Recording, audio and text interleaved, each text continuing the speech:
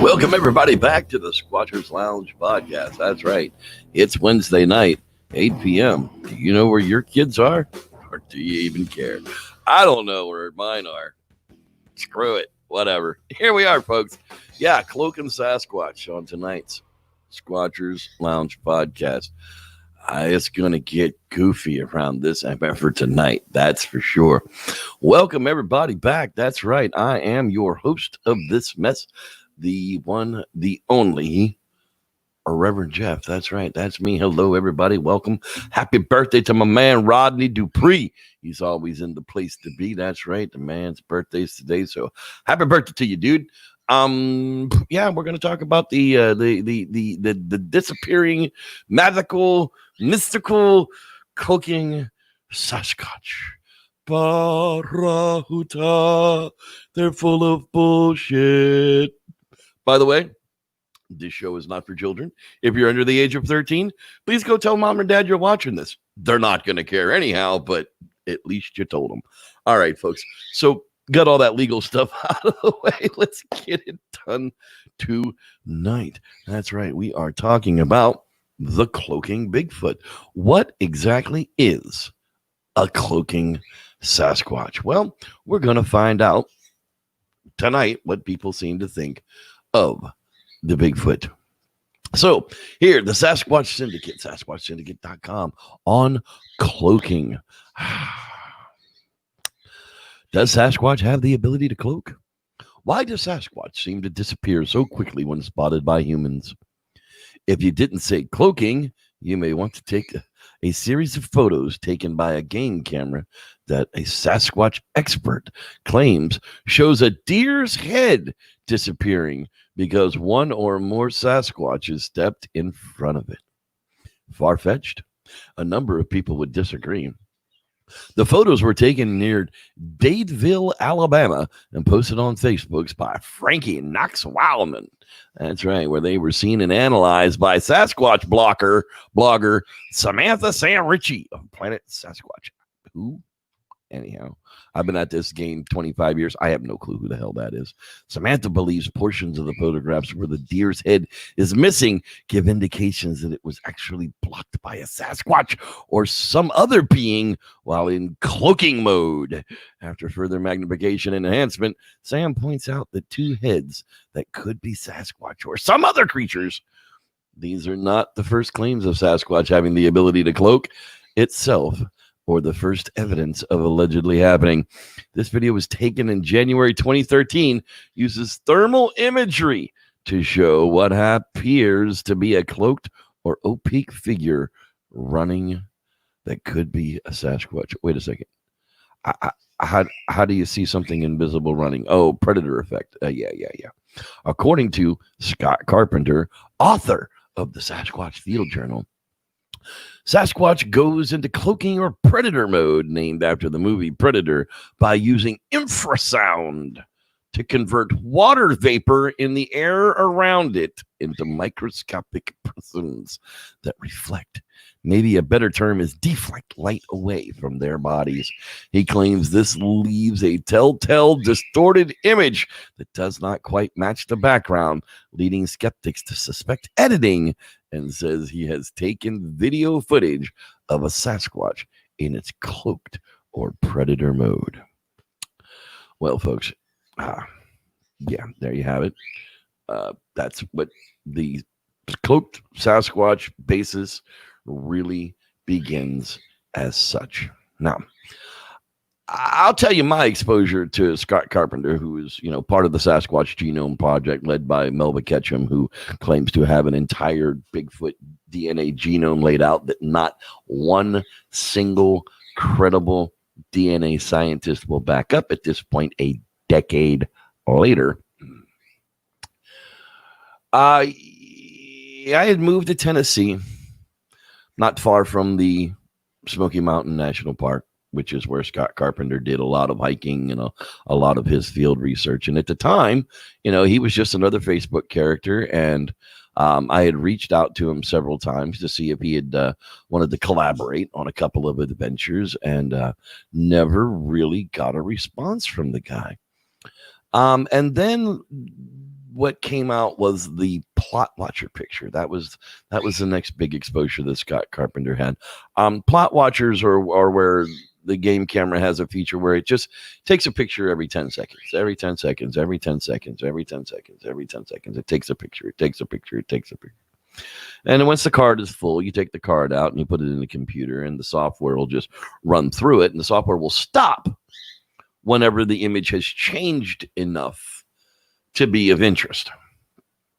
And in this particular Plot Watcher picture of Scott Carpenter's, it appears that there's some sort of a head that pops up from behind a log after many, many hours of it being watched. All of a sudden, this head just kind of pops up from behind this log. A creature doesn't walk into the scene. An animal doesn't walk into the scene. You don't see anything but this head pop up and then gone. It was kind of weird. It really, really was. And then his adventures continued to get weirder and weirder. He was doing what was called the look back camera, because, Sasquatch are so elusive that they don't want to be seen by you, that they'll flank you and stalk you from behind. So during his hikes, he would put a camera facing backwards to check anything that would come up from behind him. And of course, watch the video later on and make large, huge assumptions of anything that looked like a big dark blur on the camera being a Sasquatch following him through the woods. Until such time that people started to press him on it. And that's when the cloaking Sasquatch or predator Sasquatch pictures began to come from him as well. Now we take a little bit more in-depth look into the cloaking tech here. Perhaps the ability for Sasquatch to cloak has nothing to do with any paranormal ability. As we continually hear HEAR from the tribes, Sasquatch is physical while he's here on Earth. And based on eyewitness scientific research, the physical tracks suggest that it is.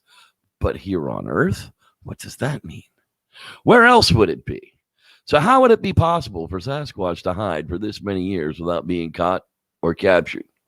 Is it possible that Sasquatch is an alien carrying out advanced technology that allows it to bend light around itself like the mover predator, rendering itself invisible unto its surroundings? While humans have mastered this today with sound and other technology, if Sasquatch is an alien, it would be thousands, if not millions of years more advanced in stealth and the ability to remain undetected. If Sasquatch is an alien and purportedly millions of years ahead of us, wouldn't this technology be commonplace? Well, consider this. A simple laser beam could disrupt aliens' observations of Earth, making it look like nobody's home on the third rock from the sun, a new study suggests. So why wouldn't it also be possible for Sasquatch to possess this technology on a miniaturized scale? I'm really having a hard time reading this crap. To alter Earth's signature as seen by an alien version of Kepler, a laser system would have to emit 30 megawatts of power for about 10 hours per year, coinciding with Earth's passing in front of the sun. The duo calculated. Oh, God.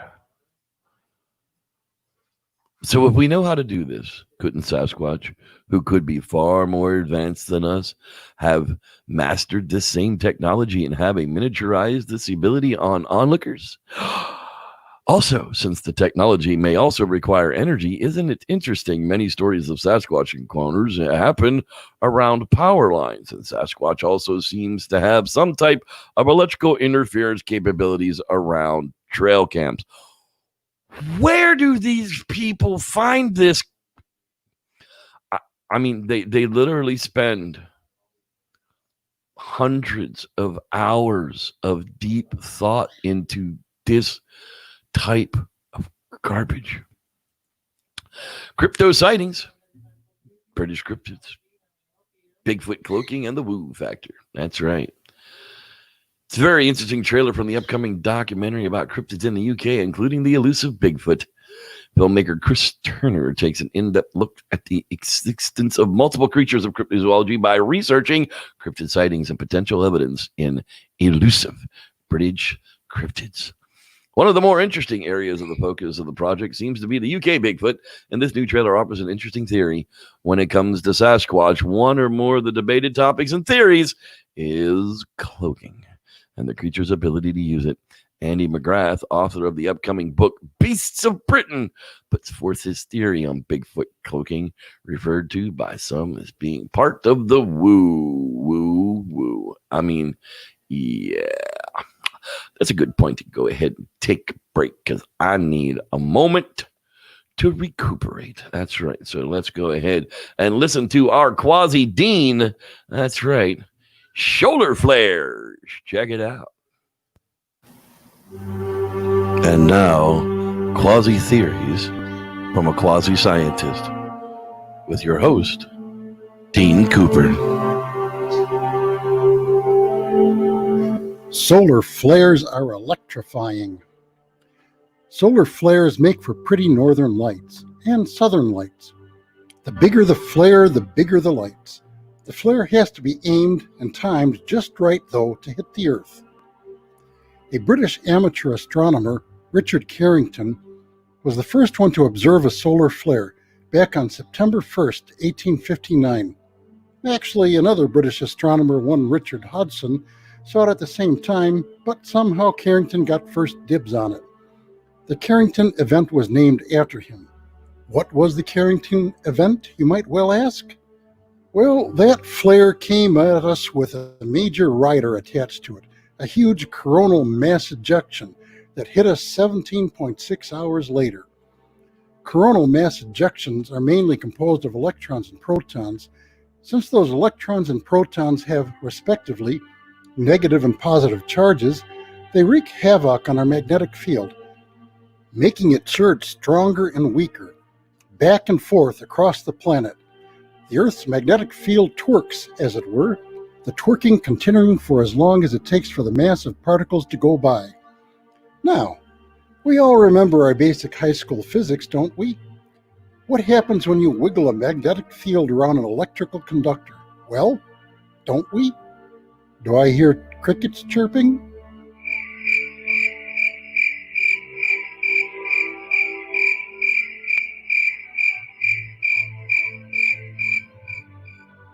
Telegraph operators around the world back in 1859 had a direct experience of what happens when a magnetic field twerks around a copper telegraph network. Electricity is generated. Sparks were reported flying off the key onto the operator's hand, some getting burns from the shock. Sparks flew off insulators on the telegraph poles. Operators disconnected the batteries that powered the lines, but were still able to key in messages using the induced current. Some wires melted. There's plenty of evidence that such things have hit the Earth in the past relatively frequently, geologically speaking. Here's a hypothetical quasi-question. What effect would a Carrington-scale coronal mass ejection have today? The answer is not at all hypothetical or quasi. It would blow out most of our satellites, electricity grid, cell phone network, radios, TVs, cell phones, computers. Anything with an electrical conductor in it could be toasted, even your toaster. Need we worry? Surely, knowing that such things are likely to happen, our engineers, our governing bodies, our corporate masters have more than adequately prepared things to get us up and running toot sweet.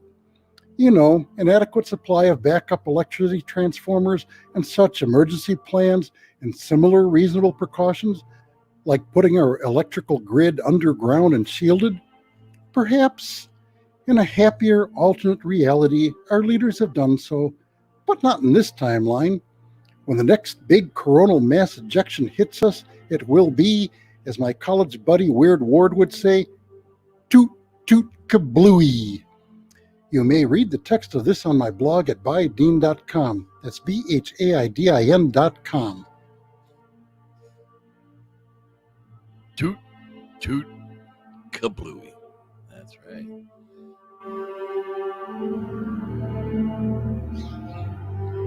Thank you, Mr. Dean. We very much appreciate your input tonight. That's right. All right, folks. Let's give some shout outs in the hangout tonight. Let's see who's hanging out with us live tonight. I'll kick it off here and tell Miss Natalie Smith, glad you're with us. Seen it was a tough one. I hope you get a little over that one. Say hi to Wheezy. Mama's hanging out with us as well tonight. How you doing there, Wheezy? So glad you're listening to the Sasquatch craziness that is Cloaking Bigfoot. That's right. Miss Bella Allegria is with us as well. So glad you are here there, ma'am. Shane Barber is also in the house. Hello there, Mr. Shane. I see there's a root man. That's right. Gonna be a root man. Mr. Fang, tree. Hello there, sir. Glad you're with us. Lance Windsor from the Canadian Great White North. Blame Canada. We like Canada. It's like America's hat. Let's see here. Who else is in the house tonight? There's that weirdo Jeffrey Kelly. I don't know why they listen to that guy. Oh, wait. Yes, I do. Cameron Young. Hey, man. Glad you are with us as well. All right. Moving on down the list here. There's our quasi man, Mr. Dean Cooper. Hello, Mr. Dean Cooper. There's Aaron and Mary Duncan. That's right. We're only 3 weeks out of Pie, man. I can't wait. 3 more. Well, wait, 1, 2, 3 more weeks. We gonna be at Popeye digging gold out the ground. Gold, I tell you, there's gold in them there hills. That's right. We're gonna be digging it out the ground. Sorry, God, every week with this guy, I don't get it. Don Rife. Hello there, my friend. I am so glad you are still with us. Still sending that good karma out there to help you guys heal. I know there's a bunch of you out there that need that healing love, and I'll be glad to share all I can with you. All right, moving on down the list here. Kevin K208. Hello there. Good evening to you. Glad you are with us as well. Let's see here. Moving on down the list here.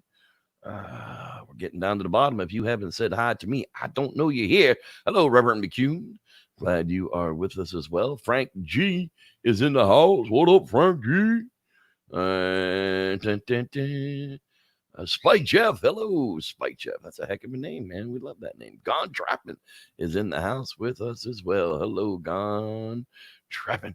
All right, we're just about there. There we go. Oh, yes, there are fish. I have pictures on my wall of the fish at Pie. That's right.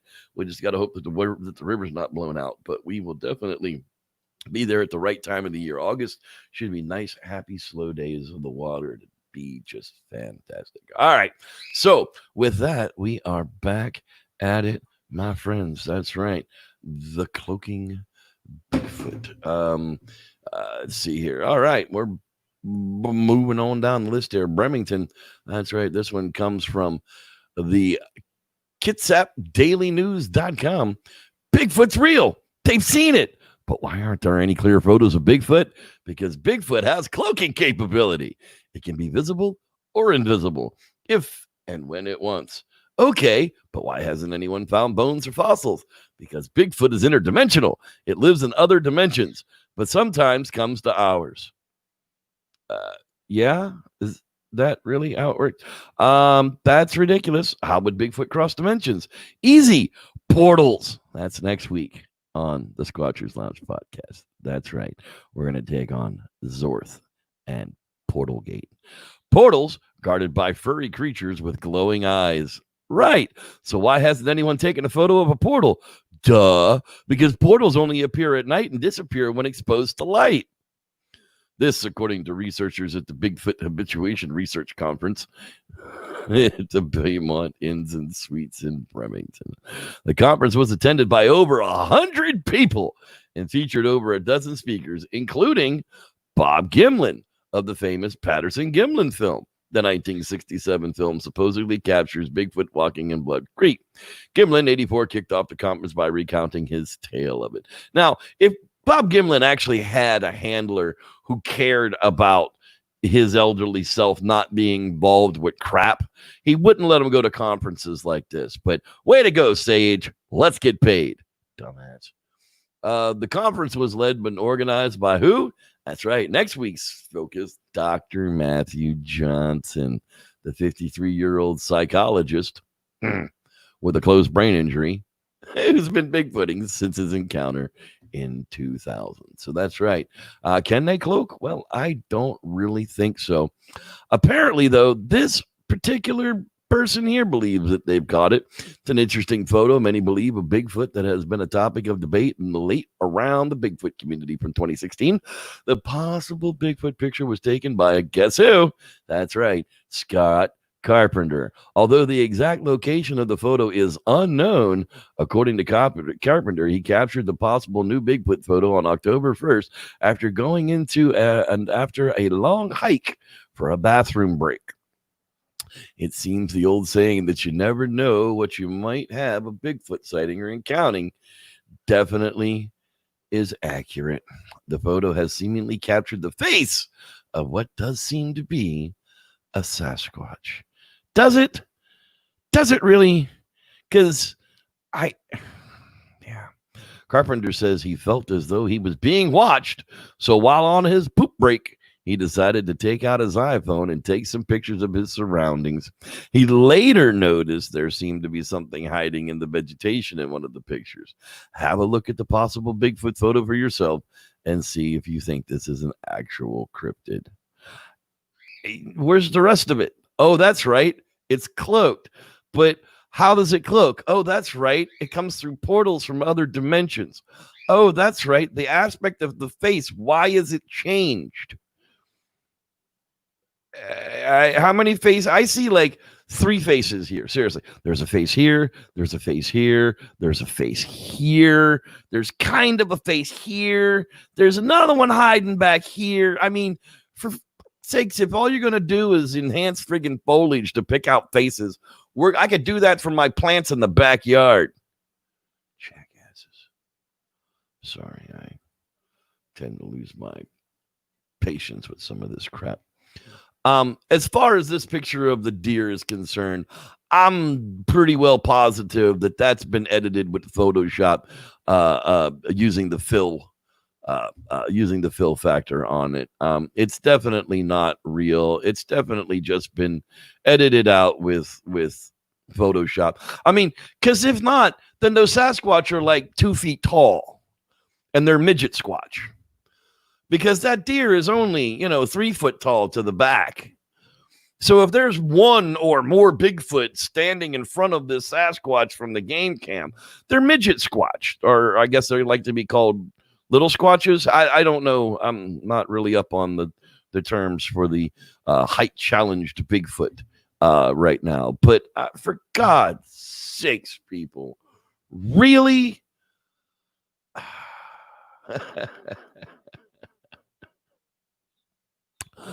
Why does Bigfoot seem to disappear so quickly when spotted by humans?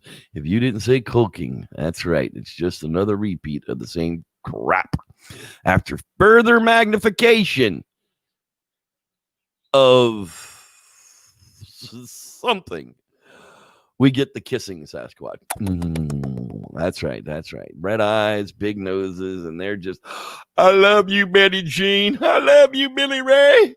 I don't care what my daddy says. I don't care if you did ruin my life. I love you. I mean, come on, guys. At what point do we get to say enough? I don't know. Predator mode. Yeah. No. Bigfoot manages to accomplish it, or how it came to have this skill. Those who believe Bigfoot is an alien or some kind of advanced being would say those are the reasons why. What do you think? Is the ability to cloak or enter some kind of predator mode the reason why Bigfoot seems to disappear so quickly when spotted? If we were nicer to them, would they show us how to do it? Yeah, folks, I got to tell you, yeah. I don't know. Me, personally, I don't need Bigfoot to cloak. Bigfoot's existence is, paranormal enough. It's fantastical enough without having the ability to cloak and have bioluminescent eyeballs. I mean, these people that claim that Bigfoot eyes glow in the dark, eye cavities that emit light would be as useful as ears that emit sound. Think about that one. That's really what it comes down to. So the glowing eyes, the bioluminescence, the cloaking abilities. I mean, pretty soon they're going to be able to fly and breathe underwater because, birds can fly. Apparently, birds can fly. So these deep water creatures in the ocean have bioluminescence. So why can't Bigfoot have bioluminescence? I guess that's where he gets his ability to swim underwater and breathe. Because at some point, the anthropomorphic features that everybody attributes to Bigfoot eventually just has to stop. I mean, it has to be a flesh and blood animal like every other piece of biology on the planet, or it doesn't exist. We've proven through years and years and years of chasing weird shit that doesn't exist that they still don't exist. We've seen the Bigfoot. We have their footprints. Something is leaving prints all over the friggin' place. Thousands of them now over the decades as people have been collecting them. There's obviously something there to leave those tracks. Unlike a ghost that leaves nothing, has never been caught on video, has never been talked to, has never left any kind of physical remains behind, Sasquatch definitely has. And I still think it's just a matter of time before somebody comes up with a dead one. I don't know what to do with a live one. We were talking about the other day. I don't know what to do with a live one. I mean, seriously, who's prepared to actually take care of a live Sasquatch? What does it eat? How much of that does it eat? What are its medical needs?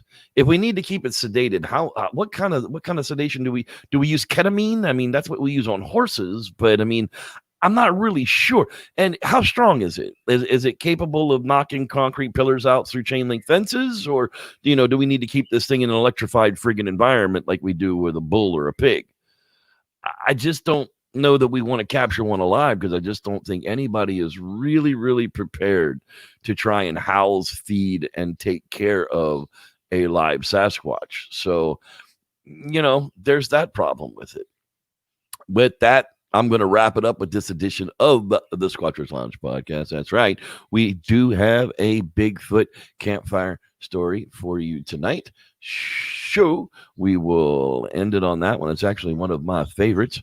And Pi is coming up in 3 weeks. If you want to get a hold of me, sloungepodcast@gmail.com, Jeffrey W. Kelly @gmail.com. You can find me on Facebook. You can leave a message. You can comment on one of these videos as you want to go camping, and we will get it all figured out.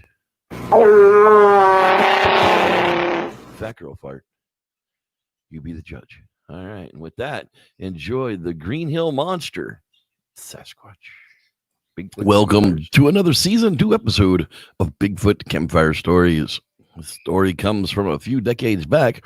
While a group of football players partied at a bonfire, Mark and Wayne found out it was more than just the trees watching them. Let's hear their story. Well, Mark and I were hanging out by the bonfire. It was Friday night before the homecoming game, and a bunch of us decided we'd score some brews and head up to the edge of town and have a bonfire to enjoy the night. We had made a party spot during junior year, and the local cops hadn't found it yet, so we should be good all night long. Well, it had already been a few hours, and everyone had taken a turn at the keg. One of the guys that brought along was half empty to begin with. Mark hit me on the arm as he passed by me, saying he's got to go take a leak. Well, I kind of paid attention to where he went so that he wouldn't sneak up behind me and pants me as usual in front of a bunch of dudes. He was kind of weird that way. It wasn't about 30 seconds before we all heard Mark just scream out, "What the F?" and come flying past us, jumping into my truck and locking himself inside. Well, I went over to him and I asked what the heck was going on, and he said something really big and hairy as could be grabbed him while he was taking a whiz in the woods. And his face was quickly going white as if he was getting into some kind of shock. Well, I told him to come with me, but he said he wasn't getting out of the truck until we left. So I really, really had to take a leak myself. So I grabbed a floodlight out of the back of my truck and headed over to where Mark had run out of the woods. Well, I heard Mark yelling at me not to go back there and to tell the others what had happened. We should all leave like right now. But I didn't heed his warning. I stepped up to the wood line and the floodlight in one hand. As I was unzipping my fly, I nearly blinded myself. Well, just as I had let the fluid fly, I heard a kind of a quick gasp, as if there was a person shocked to see me peeing in the woods. Well, I shined my light at the sound, and sure enough, 20 feet in front of me was this 7-foot tall, hair covered creature staring back at me. Well, as the light hit its eyes, I could see how big the orbitals were. They were just huge, much bigger than ours. And it lifted a really long arm up in front of them to shade them from the light, let out a whoop, and ran off out of sight. And as of all of this is happening, about 10 seconds has gone by. Well, by the time I reached the fires, the fellas standing there were already pouring beer on the fire and kicking dirt on the flames. As they heard the whoop, wanted to get the hell out of there too. Well, I passed them and jumped in the truck, started it up, started to get the heck out of there just as fast as we could all manage. All the while, Mark beating me in the arm, yelling, "See, I told you, never again," over and over. Well, we hit the highway and trying to think of what to do. Mark had said that there were some kids over at one of the local farms working on a parade float, so we headed there to tell them what had happened. By the time we had got there, poor Mark was a mess. He was kind of shaking a bit, and his face was just drained of all blood. He was nearly white as a ghost. So I got out of the truck and went over to the kids. Well, it turns out Mr. Jensen from school was there helping with the float. He was our science teacher. Well, he thought for sure we had to be joking or pulling their leg or something, but when we took him over to see the truck where Mark was, he knew it was no joke. Well, Mr. J asked Mark what he had saw, and he had told us while he was in the tree line taking a leak, something came up behind him and grabbed his arm and then pushed him. When Mark turned around to kick whoever it was in the face, he was right directly in front of a creature, at least a foot taller than he was, and Mark was 6'3". He said it was a hulking in size, possibly 400 pounds or more. When Mark screamed out, the creature covered its ears and ran off. Well, both of us must have seen the same creature, because everything he said, long dark hair at the bottom of the arms included, surely rang true with what I saw as well. Well, Mr. J convinced us to take him back to the exact spot it happened, which now blows our party spot, but I doubt any of us are going back there after this. So we agreed and piled into some cars and went out to the edge of town. Well, once we hit the main road with so many cars heading in the same direction, Hank, the local deputy sheriff, looped around and followed us to the location. By the time we had explained to him what we were doing there, the local highway patrolman Andy was there as well. Well, there were several kids already off walking into the woods with flashlights, and the police went over to the spot to have a look around. Well, it wasn't but a few minutes when they came back with all the kids in tow and told us if we knew what was good for us, we'd leave and not come back. Mr. J agreed, and they told him that meant him as well, much to his surprise. Neither of the police admitted to seeing anything, but as we got back into the cars and pulled away, they were taking out crime tape and roping things off. We never did go back to that party spot again. LaFleur County, Oklahoma sure has a lot of Bigfoot sightings, and many, if not most, seem pretty credible. These students learned their lesson while partying in the woods. Just what would you have done? Leave us a comment with how you would have handled the situation. Thanks for watching. I'm Reverend Jeff, and may the Squatch be with you. A few late arrivals there, Derek Redden and Frank G. Joe Stevens, and I saw that Robert Fogo was losing his mind over COVID. Everything else will get better. Thanks, everybody, for being here. We'll see you next week. May the Squatch be with you.